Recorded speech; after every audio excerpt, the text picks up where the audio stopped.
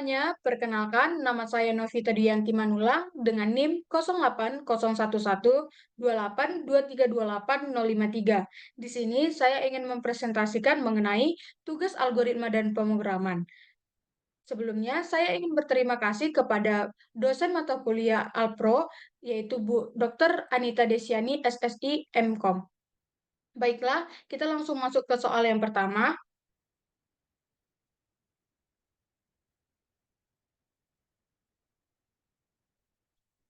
Soal yang pertama adalah, buatlah coding, pseudocode, flowchart, dan penjelasan program mengenai mengecek bilangan prima.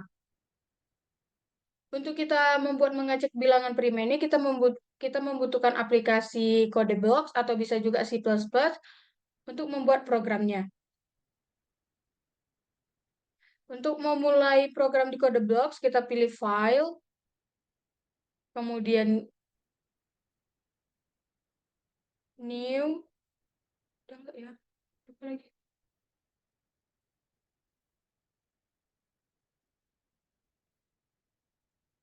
Kemudian New, pilih yang C++ Search, kemudian Next, C++. Buat judulnya mengecek bilangan prima.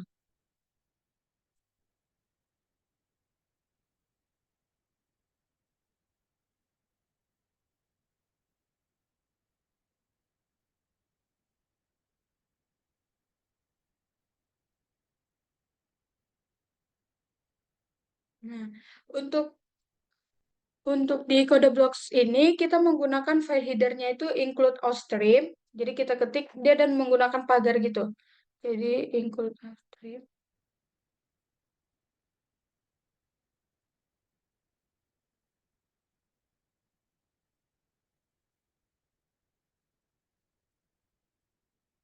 Kemudian untuk membaca perintah-perintah yang ada di bawah kita menggunakan fungsi yaitu using namespace std.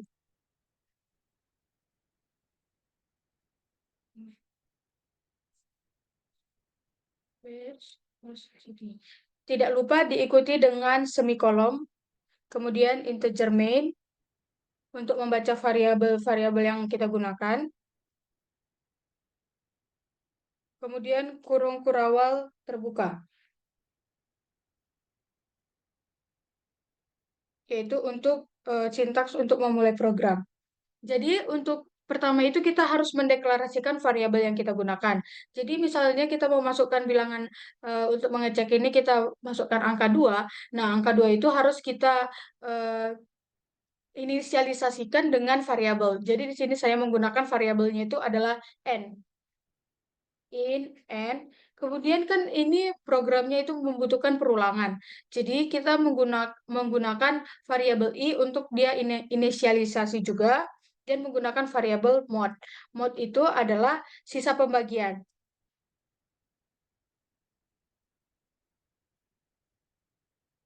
Untuk yang pertama, jadi mod ini kan nanti sisa pembagian. Jadi hasil dari sisa pembagian. Nah, untuk pertama itu agar dia bisa dijumlahkan dan hasilnya itu tidak nol, maka mod itu harus kita deklarasikan dulu mod sama dengan nol, nanti baru ditambah dengan hasil yang ada.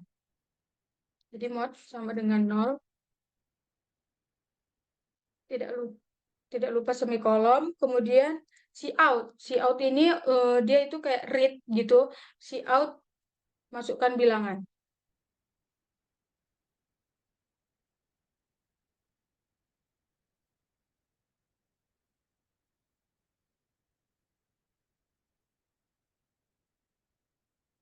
Jadi si in n. Jadi kan variabelnya tadi kita inisialisasikan bilangan itu dengan n, makanya itu si in-nya itu n. Tidak lupa lagi dengan semikolon. Kemudian masuk ke pernyataan perulangan untuk mengecek si bilangan tersebut. Jadi pernyataan perulangan di C++ ini adalah for. Jadi for dibuat i sama dengan 1. Untuk yang pertama, i-nya itu sama dengan 1. Kemudian i lebih kecil sama dengan n dan i plus plus. Kemudian di bawahnya diikuti kembali dengan kurawal terbuka untuk memulai di program C4 ini.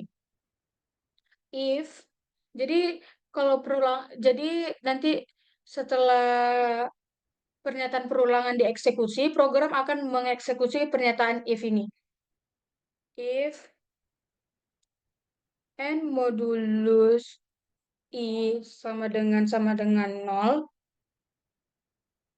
kurawal terbuka lagi untuk dia mengeksekusi pernyataan if yang ada di bawahnya, mod plus plus. Nah, ini maksud saya. Jadi mod plus plus ini kan dia, jadi mod plus plus, bentar.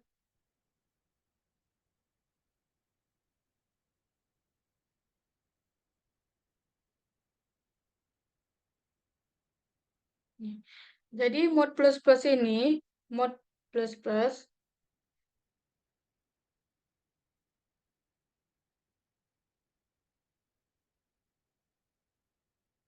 itu sama aja dengan mod sama dengan mod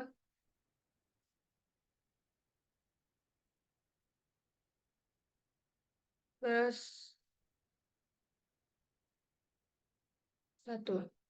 Jadi mod plus plus ini, jadi nilai mod yang pertama itu akan ditambah dengan 1. Makanya itu kita deklarasikan untuk mod ini sama dengan 0. Jadi kalau kita tidak deklarasikan pertama itu mod sama dengan 0, maka nilai modnya itu akan dibuat secara acak oleh program.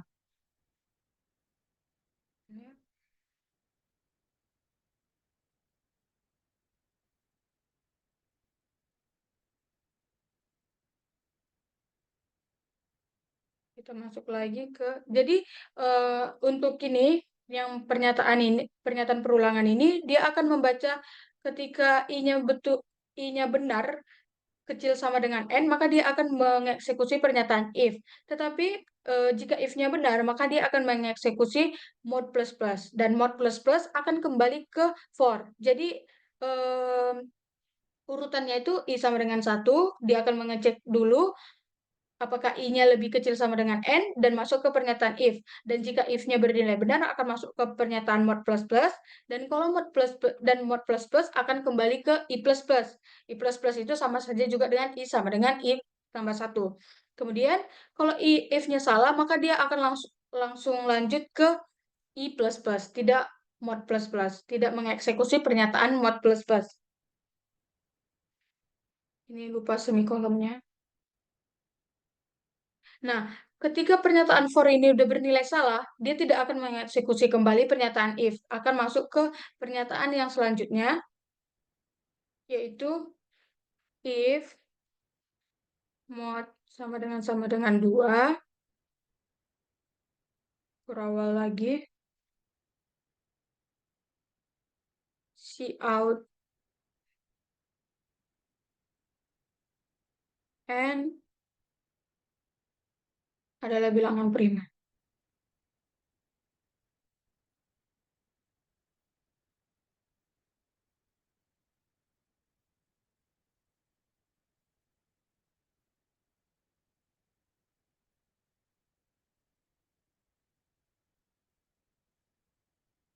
Ini kita copy aja untuk membuat cout-nya bukan bilangan prima.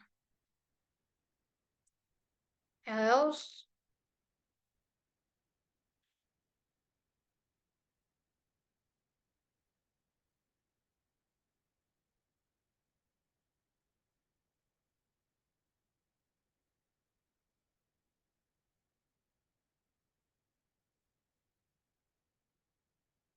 jadi nilai if yang di sini kan nanti akan dapat nilai mod terakhirnya berapa. Nah, ketika pernyataan for ini bernilai salah, maka akan mengeksekusi pernyataan if. Jadi misalnya nilai mod di sini, hasil terakhir mod di bagian if ini bernilai 2, dia akan merupakan bilangan prima. Tetapi kalau misalnya modnya itu tidak sama dengan 2, maka dia akan bukan bilangan prima.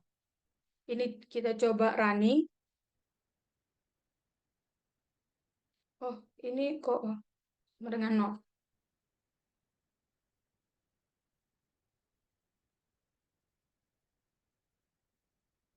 Nih, kita masukkan bilangan 4. 4 bukan bilangan prima. Benar. Kita contoh yang lain. Contohnya adalah misalnya 2. 2 adalah bilangan prima. Baik, untuk flowchart dari Sudokot. Untuk sudokot dari program ini adalah kita share ke Word tadi di sini. Jadi variabel yang kita gunakan tadi kan n, i, mod. Itu bertipe data integer. Kemudian masuk ke begin. Jadi untuk sudokot ini kita deklarasikan dulu variabel-variabel yang kita gunakan. Kemudian begin. Kemudian kita tadi deklarasikan mod sama dengan 0. Untuk di sudokot ini kita menggunakan panah. Jadi karena dia bahasa Pascal.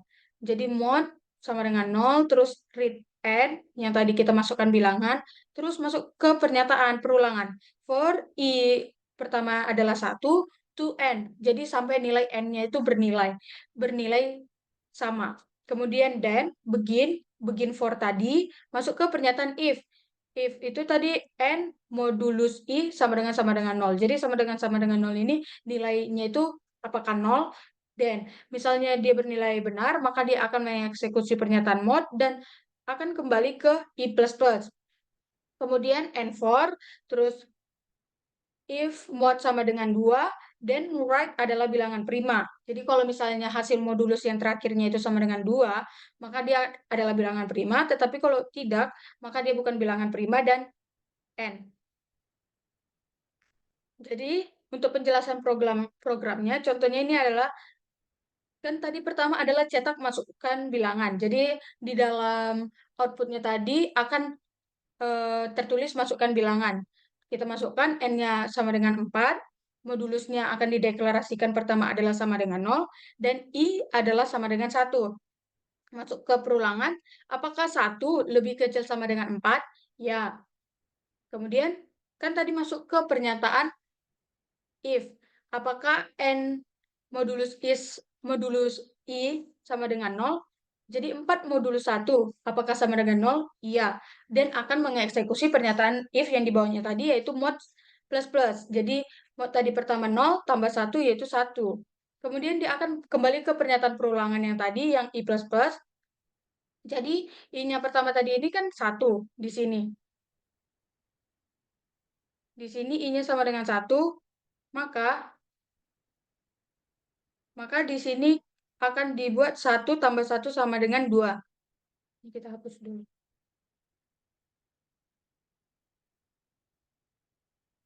Nah, sekarang kan i-nya sudah bernilai 2. Dia akan mengecek ke pernyataan perulangan yang di awal tadi, yaitu i lebih kecil sama dengan n. Jadi 2 apakah lebih kecil sama dengan 4? Ya. Dan akan mengeksekusi pernyataan if di bawahnya lagi. Terus 4 modulus 2 apakah sama dengan 0? Ya. Maka dia akan mengeksekusi mod. Yang di bawah tadi, yang di sini, nih.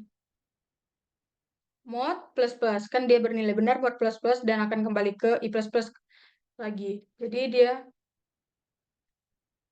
mod plus 1, tadi modulusnya yang didapat sudah 1, ditambah 1 sama dengan 2. Kemudian i plus plus, nilai i terakhir kita adalah 2, ditambah 1 sama dengan 3. Terus akan kembali ke pernyataan perulangan, 3 apakah kecil sama dengan 4? Ya, jika ya, dia akan mengeksekusi pernyataan if, 4 modulus 3 sama dengan 0, tidak. Maka dia tidak akan mengeksekusi pernyataan modulus yang di sini. Yang di sini dia akan langsung kembali ke pernyataan for yang i++.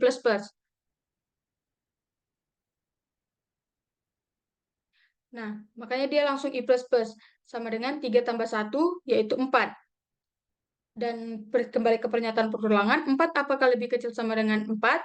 Ya, terus 4 dibagi 4 kan modulusnya 0 juga. Makanya itu modulusnya kita tambahkan lagi. Terakhir kan masih di angka 2 ya. 2 ditambah 1, 3, i plus plusnya jadi 5. Kemudian apakah 5 lebih kecil sama dengan 4? Tidak, makanya dia langsung dan program akan langsung mengeksekusi pernyataan if. Karena for-nya ini sudah berakhir di 5 lebih kecil sama dengan 4. Itu kan bernilai salah, makanya akan langsung mengeksekusi pernyataan if.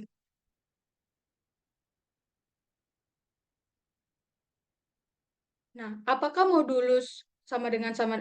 modulusnya itu bernilai 2? Terakhir modulus kita adalah bernilai 3. Makanya itu dia salah. Oleh karena itu, kalau salah, cetak 4 bukan bilangan prima. Selesai. Jadi di sini tadi, kan modulus kita terakhir adalah 3. Apakah modulusnya sama dengan 2? Tidak. Makanya itu dia akan mengeksekusi pernyataan else yang ada di bawah ini, yaitu bukan bilangan prima. Kemudian, untuk flowchart-nya, ini pertama itu adalah start. Ditandai dengan bentuk elips, kemudian variabelnya kita deklarasi, input variabelnya kita deklarasikan dengan huruf N, kemudian langsung masuk ke pernyataan perulangan. Yang di sini pernyataan perulangan. Nah, pernyataan perulangannya itu I sama dengan 1 to N. Habis dia pernyataan perulangan, kalau dia bernilai true, dia akan mengeksekusi pernyataan if. Dan if-nya, jika dia bernilai benar, dia akan mengeksekusi mod plus plus, dan mod plus plus akan melanjutkan program perulangan yaitu i plus plus, tetapi kalau misalnya if-nya itu n modulus 1 sama dengan 0 itu bernilai salah, maka dia langsung ke i plus plus, tidak mengeksekusi mod plus plus. Dan begitu terus selanjutnya sampai pernyataan perulangan yang di sini bernilai salah.